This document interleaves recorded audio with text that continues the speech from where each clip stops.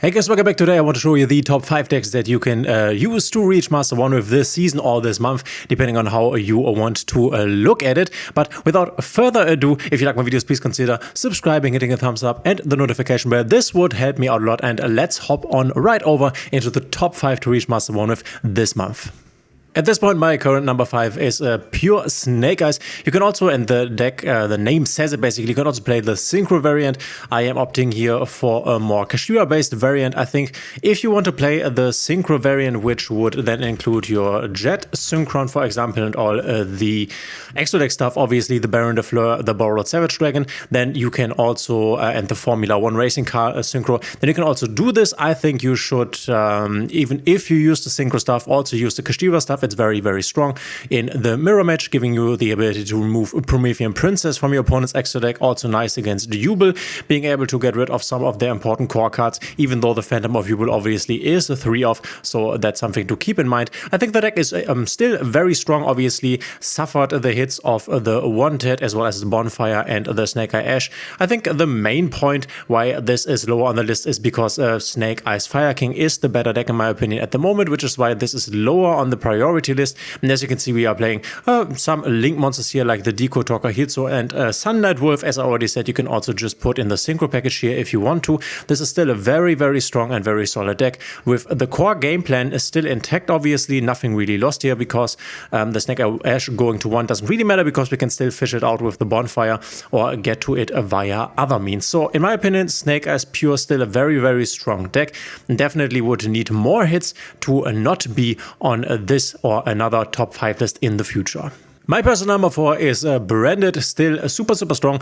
Besides a lot of the hits that the core archetype basically has suffered throughout the years, you can say now. The deck is still very strong, still able to beat anything else if the hand is correct. This is more of a going second variant, but you can also tag this to be an even more going second variant by putting out cards like the Ash Blossoms. There is this famous list from one of the best Branded players basically that has no ashes in here and only opts for board breakers. This can definitely work.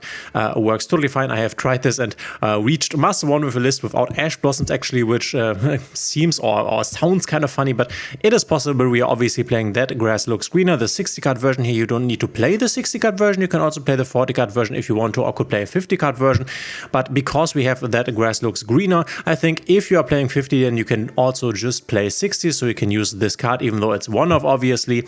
And then we have cards like the Book of Eclipse that is very nice against Snake Eyes boards, but can also help you break some Yubel boards because it's obviously a new contender that we will also come to on this list in a moment. Spoiler alert, I guess. But yeah, Branded still very strong because the engine is super strong and the engine can beat any deck, even if it does go second, that is. You still have the Gimmick Puppet Lock that you can achieve via your Albion the Sanctifier Dragon, basically being a first turn kill if you want to call it that, because your opponent will not be really able to respond to him being Gimmick Puppet Locked.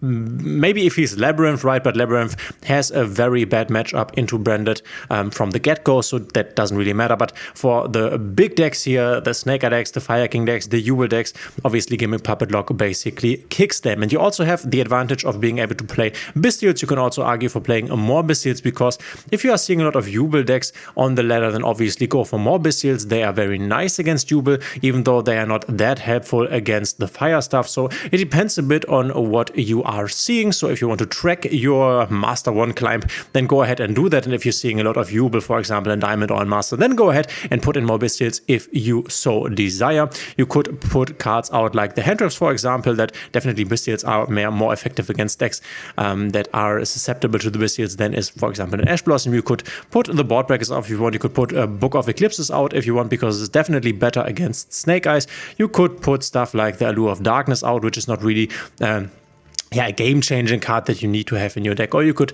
put tech options like the Ad Libitum of Despia out. That obviously gives you a nice access to another Mirror Jet on your opponent's turn, but isn't really needed if you can stop your opponent via Bystials in the first turn, basically. So Branded, my number 4 for this month. The number 3 spot I have to give to a deck that I really do not like. If you have followed me throughout the last months, you will have noticed the fact that I'm not the biggest, I have to put this airlifter out, the biggest fan of Rescue Ace.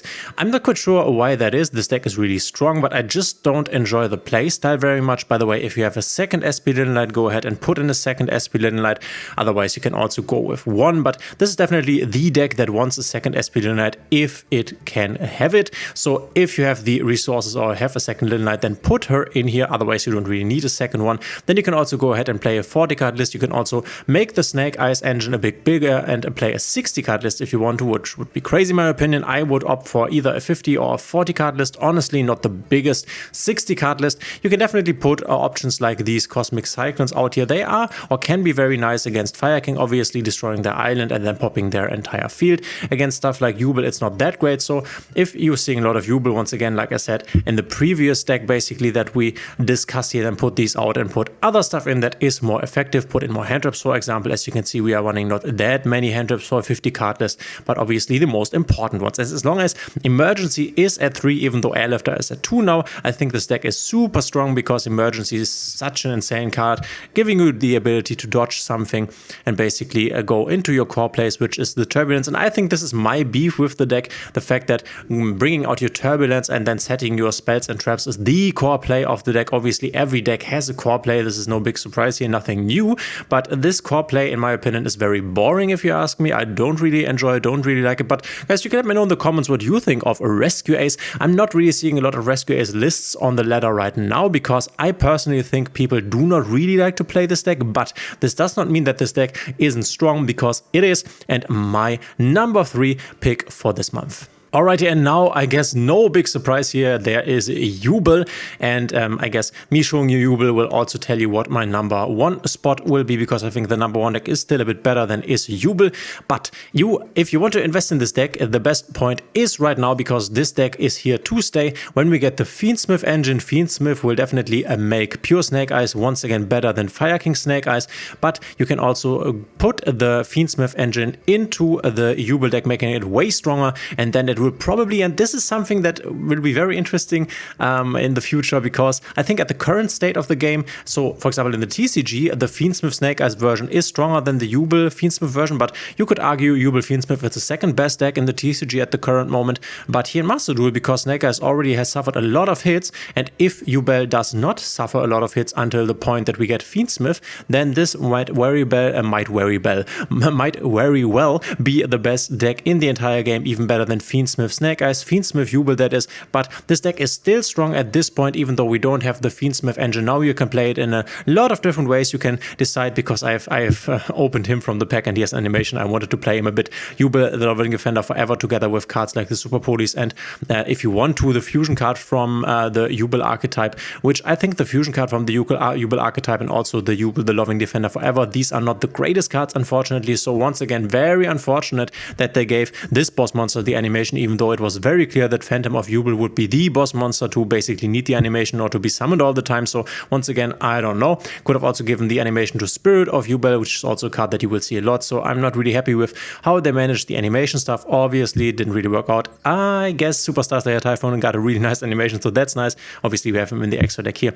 But yeah, you can play it a lot of different ways. You can also play this Arlecchino guy. I think, is it Arlecchino? Or is some Arlecchino? Okay, I guess it's not. It's these Abyss Actor, right? This extra deck monster.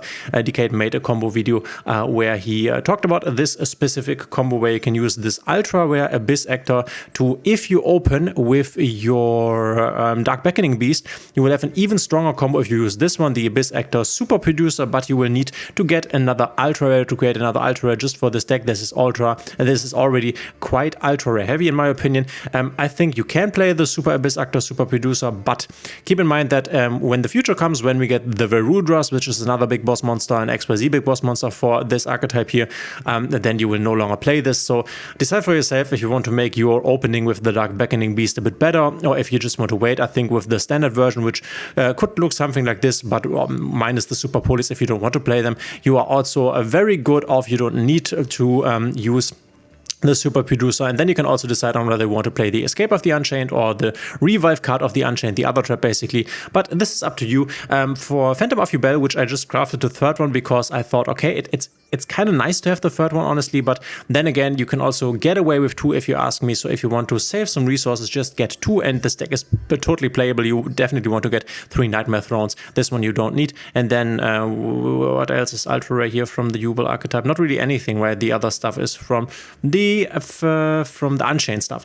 But yeah, very, very strong going first and going second. Definitely a more tricky deck, especially with all these dealing damage to your opponent, destroying your own cards, your own Yubel cards, blah, blah, blah. You definitely have to get used to this deck and the way it's being played, but it's super fun. I think the cards are very cool, the Yubel cards, and definitely a very strong deck that is here to stay. So if you like the deck and you want to build the deck, definitely invest in this. This will be a deck here to stay, very, very strong, and is my number 2 for this month. And obviously no big surprise here, my number 1, which there is no Star Slayer in here. As I see right now, I have not updated the deck yet, but obviously you want to go with a Star Slayer, which then at this point, I guess you put out the Runic's Eternity, which basically never comes up. Now that the Dark is even better because we are playing against Yubel a lot. But yeah, Viking Snack is in my opinion still the strongest deck that you can play at the current moment. Is it far off from Yubel? I don't really think so. I think the decks are both very strong. Yubel can also get a lot of interruptions up with 1 card. From the get-go, same as can Snake Eyes Fire King. I think the kill variant or the kill potential of Viking Snake Eyes is way better because your going second kill combo is so easily achievable, whereas in Yubel, you definitely, it's harder, right? So if your opponent does not have a monster on the field in Yubel, which you can attack into with your Yubels, then it's very hard to kill him, in my opinion. Your extra deck also doesn't really give you a lot of ability to fast kill your opponent, which is not a problem because you can also slow kill him if you have the advantage already, obviously, but this can sometimes backfire if your opponent then manages to break your board. The going second power of this deck is just what, in my opinion, puts this over Yubel. Going first, they are definitely not that far off in power level comparison, but going second, this deck is just insane. The kill combo with the Raging Phoenix Dialant is just too much. It's just crazy that this is still in the game, still existing in every format basically, which is what I think makes this deck the strongest deck that you can play right now. And if you want to invest in this deck, it's obviously a bit late because it's a pack old, I guess, but don't you worry, the whole Snake Eye theme together with us getting the Fiendsmith stuff later on in the year will definitely keep all of this ultra rare bunch here around. I'm not really seeing them banning a lot of the ultra rares here or destroying the deck entirely. I think investing in this deck right now, if you want to, is still a very good option. It's super, super strong and definitely the strongest deck at the moment in a Master Duel that you can take to Master 1 with. But guys, let me know in the comments what your opinions are. What would you rank the best or the worst? Let me know. You can also write your list down in the comments so other people can see it. Thanks for being here, and we will see each other in the next one.